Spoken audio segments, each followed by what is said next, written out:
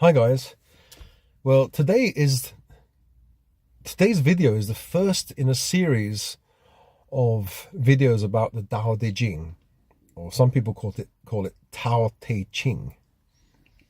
The first verse of the Tao Te Ching is unbelievable. The first verse just blows your mind. So the first verse is Dao ke Dao, Fei Chang Dao, Ming ke Ming, Fei Chang Ming. I've said that in my terrible Chinese. So any Chinese guys, just time out. I'm not Chinese, but yeah. So Dao ke Dao, Fei Chang Dao, Ming ke Ming, Fei Chang Ming, and it roughly kind of means, I think, the way that can be trodden upon is not the real way. The way that can be the way that can be named is not the real name, or the name that can be named is not. But what it kind of means, sorry, I forgot. What it kind of means is that ultimate reality or God cannot be grasped. That's what it means to me. So the way that can be trodden upon is not the real way. So if you say Christianity, this is the way, or Hinduism or Muslim or whatever, this is the real way.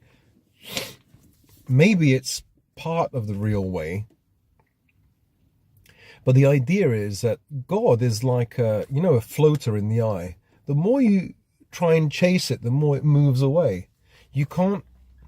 So the idea for me is that you can't pigeonhole God and say, this is God.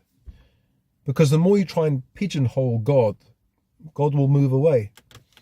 And it kind of makes sense, because God isn't here or there. God is everywhere. There's nowhere that God cannot be.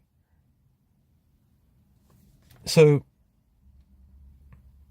and the name that can be named is not the true name, or the real name, or the ultimate reality. So if you say Jesus Christ and our God, this is God, well, maybe that's not right, or not it doesn't show the complete picture. It's not the ultimate truth. Allah, if you say this is the real God, well, maybe not. I don't know. Don't want to upset anyone, but the Hindu gods, this is the real, maybe not. So by trying to pigeonhole God and confine him, her, it's impossible to do. And it just blows your mind. Just the first two sentences just blow your mind.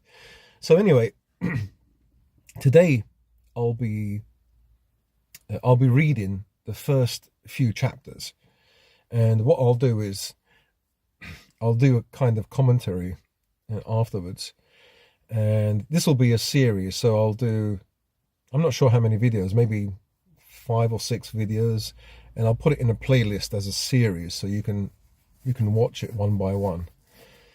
So thank you very much for watching, and leave some comments. Whatever comments you want to underneath. See you. The Tao Te Ching, Chapter 1. The Tao that can be told is not the eternal Tao. The name that can be named is not the eternal name. The nameless is the beginning of heaven and earth.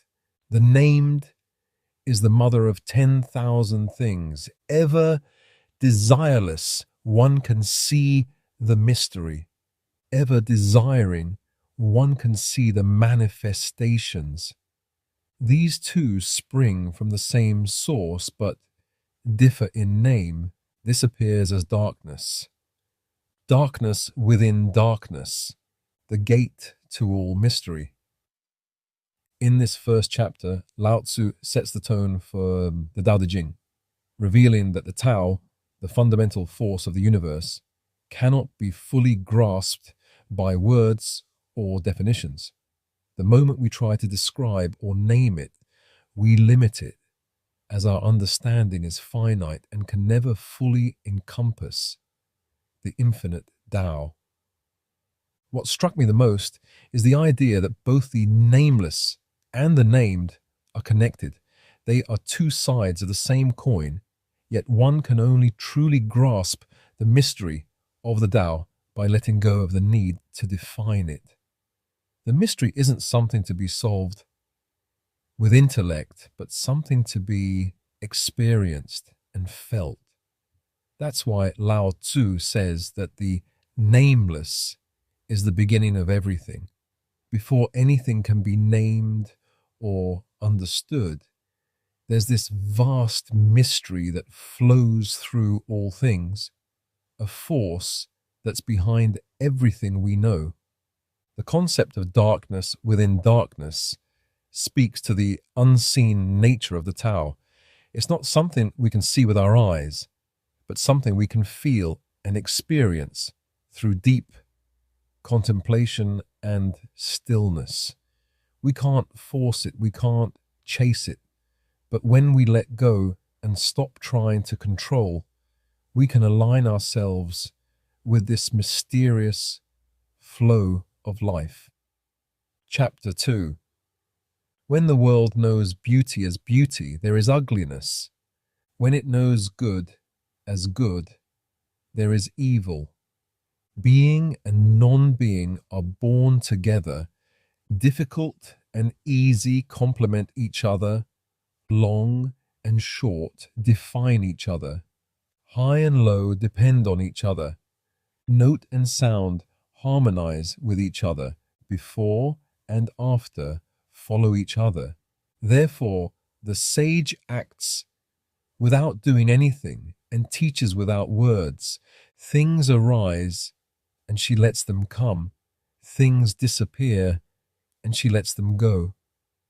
She has but does not possess, acts but does not expect. When her work is done, she forgets it. That is why it lasts forever. Chapter 2 focuses on duality and the interconnectedness of opposites. Lao Tzu points out something we all know. The idea or concept of beauty exists because there is ugliness. Good and evil can't be separated. It's easy to get caught up in this constant battle of opposites in life, but the Tao teaches us that they are two parts of the same whole. You can't have one without the other. What resonates with me here is the teaching of the sage who acts without expectation. It's like the idea of letting go, not forcing things to go a certain way. In our modern world, where we're taught to always control, the wisdom of simply allowing things to unfold is powerful. The sage teaches without words, which shows that true wisdom isn't about what we say or do, but about being aligned with the flow of life. The line, "When her work is done, she forgets it," tells us something profound. True work doesn't carry attachment. You do what needs to be done, and once it's done, you let it go. No clinging, no holding on to accomplishments or failures. This is how we can live with peace. Chapter 3. Not exalting. The gifted prevents quarrels. Not collecting treasures prevents theft. Not seeing desirable things prevents confusion of the heart. The sage governs by emptying hearts and filling bellies, by weakening ambitions and strengthening bones. He helps people lose everything they know and gives them new things to learn. He teaches them to be simple and pure, to be humble and modest. He lets them abandon their worries and be free from anxiety. Thus, the sage rules by not ruling. This chapter brings us back to the idea of simplicity. It's a reminder that our desires and the things we chase are what bring us stress. Lao Tzu suggests that a sage governs not through force or control, but through helping people find contentment in simplicity. By not overvaluing material possessions or status, you prevent conflict, anxiety, and even theft. In my own life, I see how when we let go of the constant desire for more things, more recognition, more power, we can find a peaceful center. The less we chase, the more we have. The sage teaches the value of emptying the heart from unnecessary distractions and filling it with what truly matters. This, I think, is where true freedom lies, in letting go of attachment and being at peace with less. Chapter 4. The Tao is empty but inexhaustible. It is like the abyss from which all things come, and it blunts sharp edges, unravels the knots, softens the glare, and settles the dust. It is hidden but always present.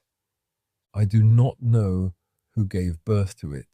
It is older than the beginning of all things.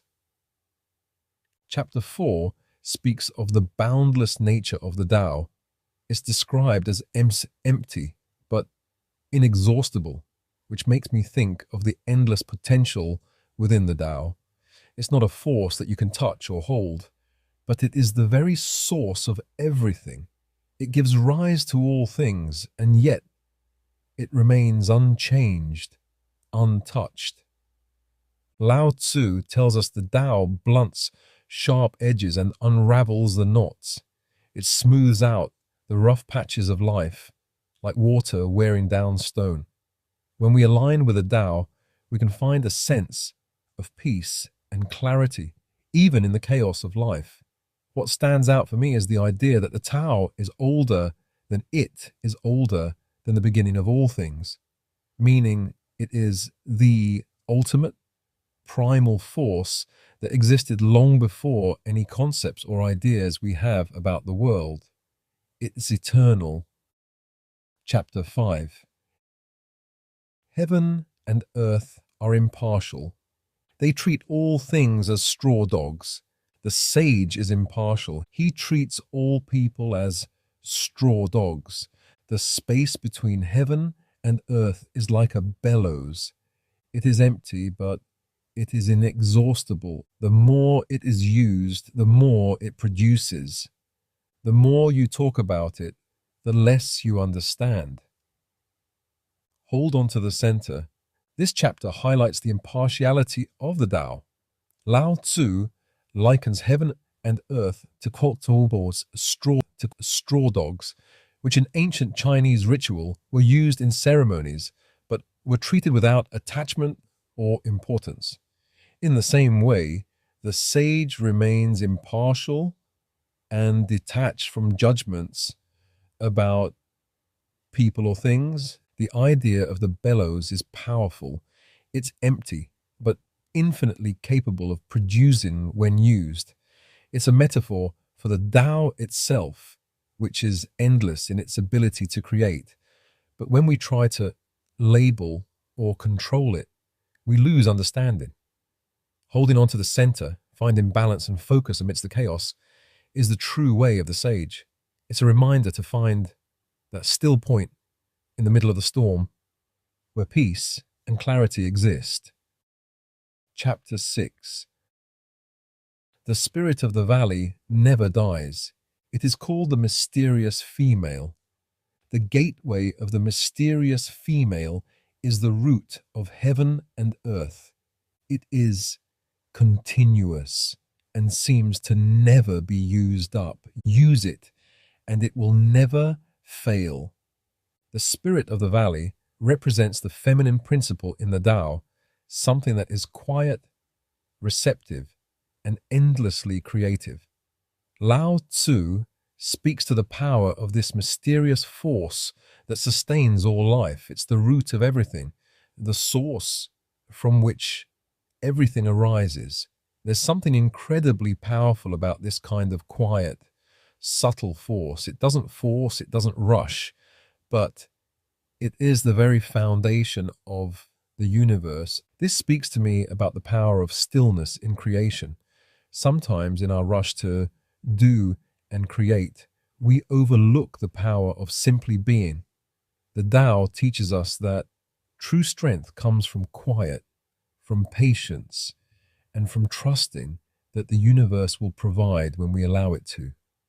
What we've seen in these first chapters is the foundational idea that the Tao is beyond words and definitions. It's a force that can't be grasped by the intellect, but only by aligning with its natural flow. Lao Tzu doesn't offer us rules or commands, but instead, he shows us how to live in harmony with the world around us by letting go of attachment and embracing simplicity. What stands out is the emphasis on duality. Everything exists because of its opposite and the power of the sage who acts without forcing. This is a deep personal wisdom that can guide us in how we relate to the world, others, and ourselves. When we stop trying to control everything and simply let things unfold, we tap into a deeper, more profound way of living.